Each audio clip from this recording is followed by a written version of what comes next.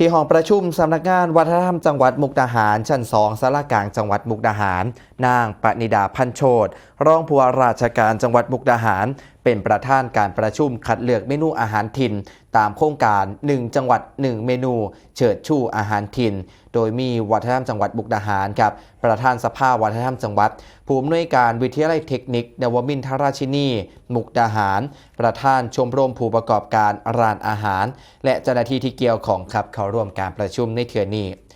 ในการประชุมในเทื่อนี้เองก็ได้มีการชี้แจงสำหรับหลักเกณฑ์การคัดเลือกเมนูอาหารพื้นถิ่นทางด้านของอัตลักษณ์และกับภูมิปัญญาท้องถิ่นด้านความเสี่ยงต่อการสูญหายรวมไปถึงด้านวัตถุดิบท้องถิ่นและสิ่งแวดล้อมด้านโภชนาการและกสรรพคุณสมุนไพรรวมถึงด้านการต่อยอดเพิ่มเติมทางมูลค่าทางเศรษฐกิจสร้างสรรค์และก็ชิมเมนูอาหารที่ทรงเขารับการคัดเลือกครับก็มีทั้งหมด10เมนูนำกันส่วนทางคณะกรรมการก็ได้มีการคัดเลือกเหลือจำนวน5เมนูก็ได้แก่ตำเมี่ยงสมุนไพรแกงอีหลอกทรงเครื่องนะครับแล้วก็ยังมีพะน้าแข่แม่โขงแล้วก็มี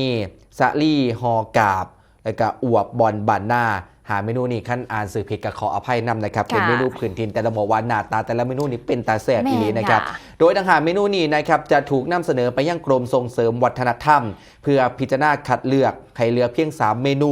ก่อนเปิดให้ประชาชนในจังหวัดนี่ตลอดจนผู้ที่สนใจรวมโหวตเมนูอาหารถิ่นของจังหวัดมุกดาหารต่อไปครับ